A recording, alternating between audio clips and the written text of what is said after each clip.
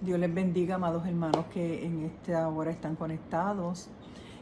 Soy Nereida, soy de la Catacumba de Levitown y en este día, ¿verdad? Quiero pues compartir una corta exhortación con ustedes. Algo que el Señor me ha estado, ¿verdad? Trabajando conmigo primeramente, casi siempre cuando uno, ¿verdad? Trae algún mensaje o alguna exhortación, pues primeramente Dios se la ministra a uno y uno va trabajando con ello y eventualmente pues uno lo comparte con sus hermanos. Y en esta tarde le voy a estar hablando sobre el Espíritu Santo. Voy a estar compartiendo con ustedes la importancia que tiene el que nosotros estemos familiarizados con esta tercera persona de la Trinidad llamada Espíritu Santo. En muchas ocasiones escuchamos hablar de Él, pero verdaderamente nos tenemos que preguntar si nosotros estamos familiarizados con Él, ¿verdad? Con esa persona, porque el Espíritu Santo es una persona, es la tercera persona de la Trinidad. Y en este tiempo pues me tomé, ¿verdad? La oportunidad de estudiar el libro de los Hechos, y es uno de los libros donde nosotros podemos ver una manifestación bien poderosa de cómo el Espíritu Santo comenzó a obrar en los apóstoles, ¿verdad? Que el Señor había dejado luego que Él había muerto y había ascendido a los cielos. Y nos vamos a ubicar en el libro de los Hechos y vamos a estar hablando un poquito sobre ello. Cuando el Señor se refiere, ¿verdad?, a ellos y le dice que no se vayan. Él le dice, yo me voy a ir, pero ustedes no se vayan, ustedes quédense en Jerusalén. Y le dice que esperaran la promesa del Padre, la cual le dijo, oísteis de mí. Él le dice, Juan ciertamente los bautizó en agua, pero yo los voy a bautizar en el Espíritu Santo dentro de no muchos días. Efectivamente, se quedaron esperando allí, no sabemos ¿verdad?, cuántas personas habían al inicio, pero eventualmente nos relata la Biblia que se quedaron 120 esperando ese evento. Que les habló de que venía un consolador. No sé qué ellos pensarían que sería un consolador, si sería una persona. Era un concepto totalmente nuevo para ellos, pero ellos en obediencia esperaron allí y el Señor les dijo que ellos iban a recibir poder cuando ese Espíritu Santo viniera sobre ellos. ¿Por qué? Porque recuerden, Jesús se iba y ellos necesitaban ser testigos de todo lo que Jesús les había enseñado, todo lo que habían aprendido y toda la obra que tenían que hacer. Y realmente ellos necesitaban ese poder de Dios dentro de ellos para ellos poder ejecutar y hacer todo aquello que el Señor le había mandado. Y nosotros vamos a través del libro de los Hechos, nosotros vamos viendo que verdaderamente es la manifestación del Espíritu Santo dentro de una persona. Si nosotros comenzamos a leer ahí, vemos que el día que el Espíritu Santo se derramó sobre ellos, que ellos estaban en el aposento alto, estaban allí los 12 apóstoles, nos dice la palabra que María también, la madre de Jesús, estaba y los hermanos de Jesús también estaban. Y nos dice allí que todos ellos, ¿verdad?, fueron llenos de ese poder y de ese Espíritu Santo.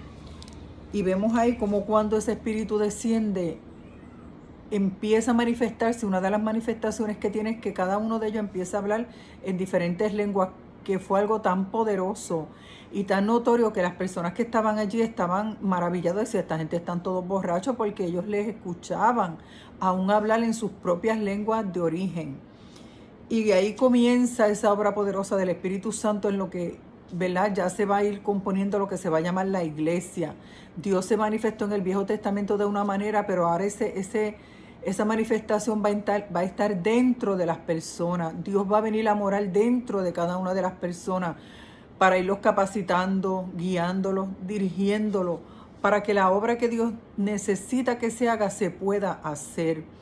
Porque la única manera que podamos entender, podamos conocer cuál es la voluntad de Dios, es a través de esa estrecha relación de nosotros con esa persona del Espíritu Santo. Dentro es Dios mismo morando dentro de cada uno de nosotros. Así que nosotros comenzamos a ver cómo esa venida del Espíritu Santo es. Nos dice que ellos estaban todos juntos en el sentido que estaban en un lugar específico y estaban unánimes, porque todos tenían un anhelo y un deseo ferviente de que el Señor derramara ese poder y los llenara a todos y cada uno de ellos. Y dice que eso se manifestó, y el que escribe dice, ¿verdad? Como lo percibe, es que se asentó como lenguas de fuego sobre cada uno de ellos. Y eso fue una cosa maravillosa que ocurrió en Jerusalén ahí. Y cómo empezamos a ver esa manifestación cuando vemos a un Pedro, que era un pescador, ¿verdad? Que Jesús lo llamó y le dijo así que lo iba a hacer pescador de hombre. Como Pedro, en ese primer discurso, que lo vemos en el capítulo 2 del libro de los Hechos, Pedro hace un recorrido casi prácticamente a través de toda la Biblia, o sea que nosotros podemos conocer ahí que esas personas eran personas que escudriñaban, personas que se familiarizaban con la palabra, con la Torá, ¿verdad? Para ese tiempo, con el Tanaj, que era el Viejo Testamento. Y vemos ahí cómo ese hombre, que tal vez para muchos de ellos era una persona inculta, cómo vemos esa operación poderosa del Espíritu Santo de Dios en la vida de Pedro. Y así continuamos, vemos luego a Pedro y Juan como ellos suben al templo a orar, y cuando ven a este cojo cómo lo sanan y cómo eso causa un revuelo maravilloso dentro del pueblo, y la gente empieza a decir, pero ¿qué es lo que está pasando aquí? ¿Qué es lo que está ocurriendo? Todo, esta gente ha revolucionado el mundo. O sea, los discípulos, cuando fueron llenos de ese poder de Dios, ellos comenzaron una obra evangelizadora, una obra misionera, una obra bien poderosa, porque era Dios manifestándose a través de ellos. Vemos a Pedro y Juan ante el concilio cómo los arrestan cuando vienen los saduceos y ellos empiezan a hablar de la resurrección de Cristo, y ellos no, era una secta que no creía en la resurrección. Vemos cómo ahí nos dice en el capítulo 4 y el verso 8 de Hechos, dice que Pedro, lleno del Espíritu Santo, se levanta y empieza igualmente a hablar de Jesús, que ese que ustedes rechazaron es el que nosotros estamos presentando hoy, porque nosotros no nos podemos parar de dejar de decir lo que hemos visto y lo que hemos oído. Y ahí ellos son amenazados y son perseguidos, y hasta creo que los llegaron a encarcelar. A Pedro y a Juan los persiguen, y después vemos a un Esteban, un varón que dice la palabra que era lleno de gracia, de poder, dice que hacía grandes prodigios y señales en el pueblo.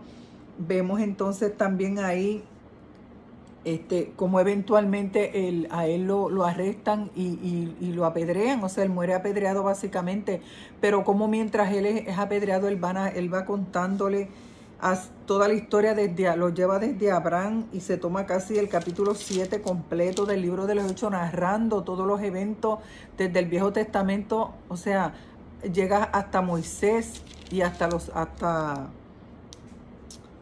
exactamente, llega hasta la parte de Moisés, o sea, cómo eran unos conocedores, y no solamente conocedores, el expertise que tenían para manejar la palabra, cómo el Espíritu Santo le daba ese denuedo, esa gracia para ellos poder predicar y poder ministrar. Vemos en el capítulo 6 de Hechos cuando eligen los diáconos, dice que por la necesidad que había, como había crecido tanto el número de los discípulos, empezaron a murmurar de que las viudas las estaban desatendiendo, y entonces ellos deciden, pues vamos a elegir unos diáconos para que trabajen, ¿verdad? Sirviéndole a estas personas.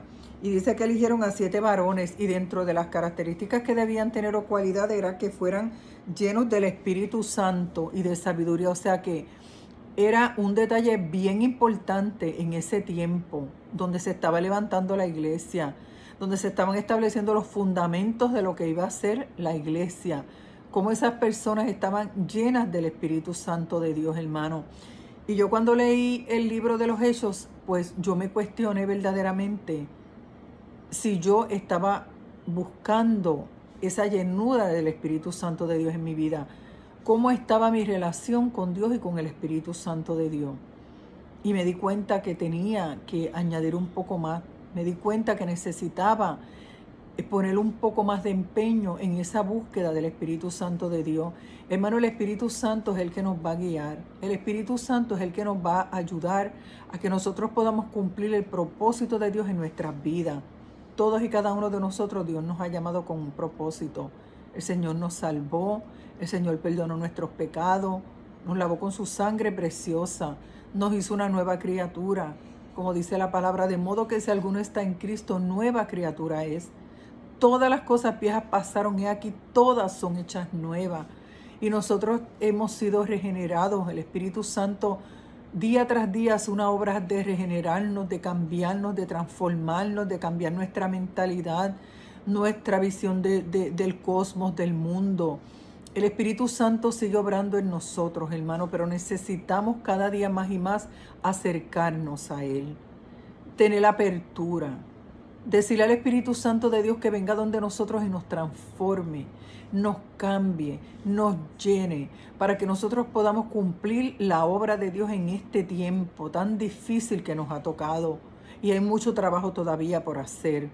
Todavía nosotros tenemos que dejar que sea el Espíritu el que gobierne nuestras vidas. Como dice la Biblia, la palabra de Dios, tenemos que dejar las obras de la carne, tenemos que abandonar todas esas cosas que nosotros practicamos. Nosotros tenemos que dejar que sea el Espíritu Santo de Dios en nosotros, quien cada día opere, que Él sea el que obre en nosotros día tras día. Y así continuamos durante todo el recorrido por el libro de los Hechos. Vemos entonces aquí también a Pablo. Vemos cómo Pablo era un perseguidor de la iglesia, cómo al ser impactado por el Espíritu de Dios y por Dios en su vida, él abandona esa manera de vida que llevaba de perseguir la iglesia y se convierte en un predicador de la palabra de Dios, en un mensajero de la obra de Dios también. Y vemos con la fluidez que Pablo hablaba, porque Pablo era un fariseo, había sido educado, era una persona muy conocedora de la palabra. Vemos cómo es su conversión, vemos cómo Dios lo comienza a usar. Vemos a Pedro en la casa de Cornelio también.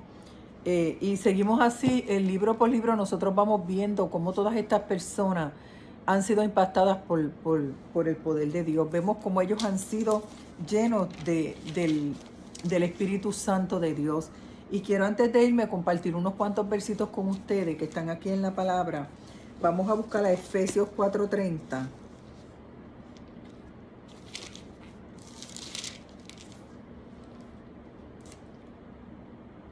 Y nos dice aquí que no contristemos, dice, y no contristéis, no está hablando aquí de la nueva vida en Cristo, ¿verdad?